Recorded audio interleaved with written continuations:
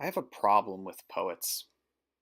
I think of them as musicians who failed to learn music theory or pick up a musical instrument. It seems the cliche is that this whole poet revolution really happens 80 years ago. I don't know, probably in the 1960s or even 50s or even 40s. And the story goes like this. Once upon a time, there were young kids who were told by their upper class parents to go to Ivy League schools and learn about the classical Western civilization interest. And so they learned about Plato and Socrates and Aristotle and the classics, maybe Percy Shelley and John Stuart Mill. But wait a second, something happens. What happened was they were boring. I mean, in white culture, you hang out with white people and you become a part of it. Well, if you're in the upper class and you have a lot of cultural power, it's kind of boring at the top if you have everything. You're so limited to do certain duties for the good of society.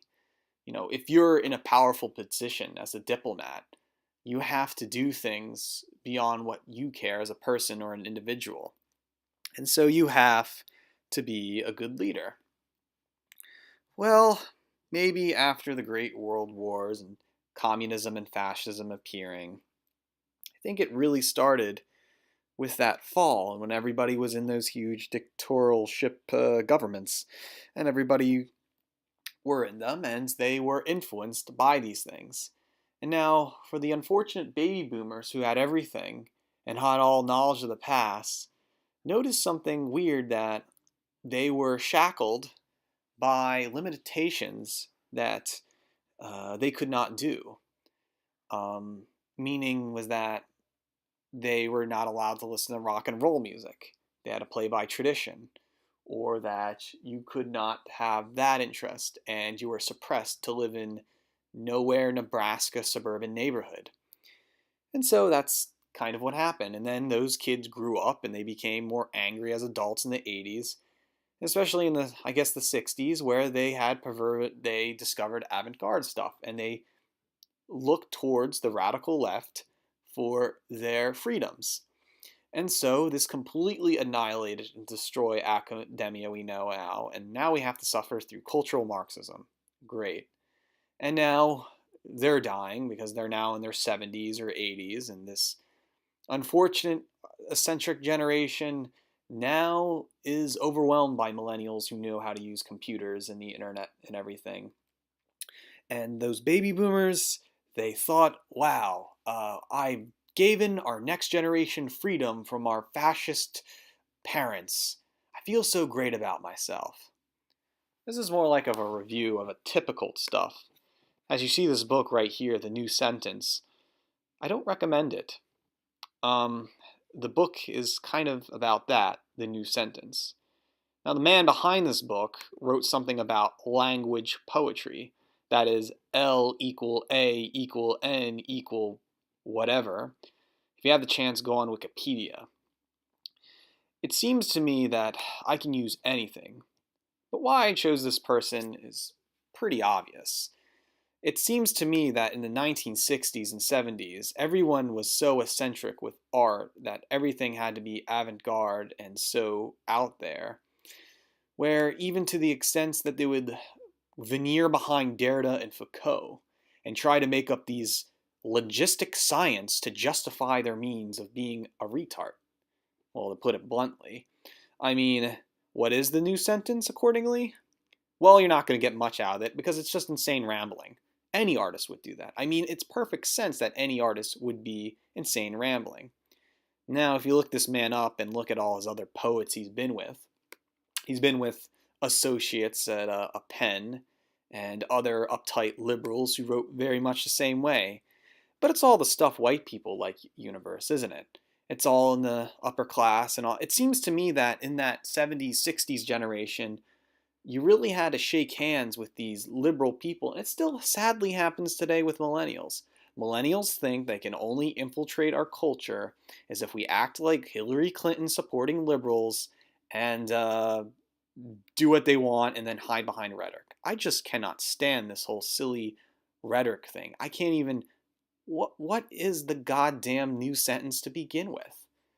In fact, I would also recommend Xing, which seems to be a long poem about postmodern materialism, cut and paste. I mean, I can do this stuff.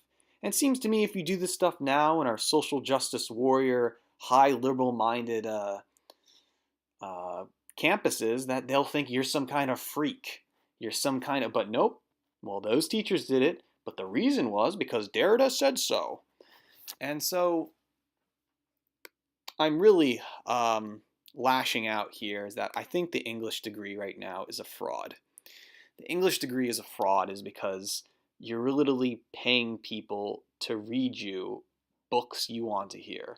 But I think it's a fraud because now there's this new generation of English professors which assume that we as white people need to understand our language to the point where it's analytical and like a science, like we're some kind of logistics. I don't think the Japanese do this. I don't think the Chinese do this. I don't think Africans do this. It's only the English where we have to read De Saussure and Wolfgang Iser or something really silly on that note. And it seems like, okay, what if you know all this stuff? Are you still an artist?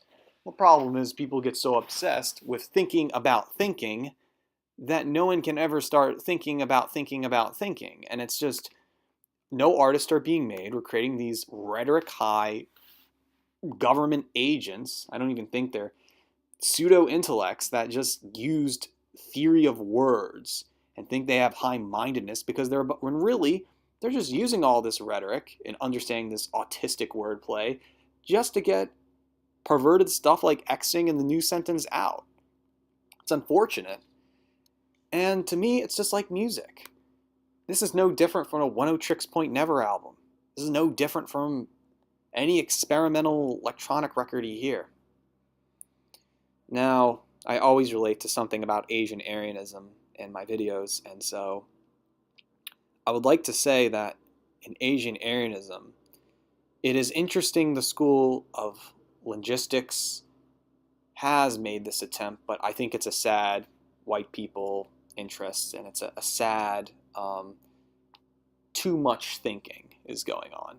And I think that only a small group of perverts that want to talk about child rape will use rhetoric to get their point across. And it's to that point where, yeah, that's great. The new sentence is really fantastic, but it's just a good autistic reason for you to get your words out there. And so, in an Asian Aryan viewpoint, I would assume that there would be less emphasis. Just go with the flow, right? Don't be this analytical thing. You know, this is what I said the same thing about anti-Plato. It's so hard that most kids will choose an English degree because there's nothing else to choose from. And what if you're illiterate? What if you want to know how? And then they show you Derrida. Out of all that doesn't help. It just makes more people more convoluted. It doesn't show anything. It's just rhetoric, and you can smash that letter quickly with the alt-right. And so, applying this to Asian-Ayranism, we don't need this high-minded Western analytics school. We don't need linguistics. All right. So, if you're an artist, you're an artist. You don't have to defend. You don't have to get a lawyer to tell you how much of a great artist. You just write. You don't need other lawyers to defend your writing. It's unfortunate because in the past 50 years, this is what people have done. They defended their writing, like the new sentence, by making fictional laws to do perverted stuff. I just don't have discussions with these people is because they're so kooky and they think they're famous, but they're not. They're just that tail end of a generation going off a slope. That's it.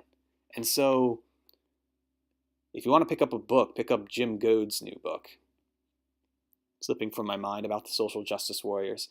I mean, seriously, the alt-right has more cultural power than these baby boomer fools will ever have. So yeah.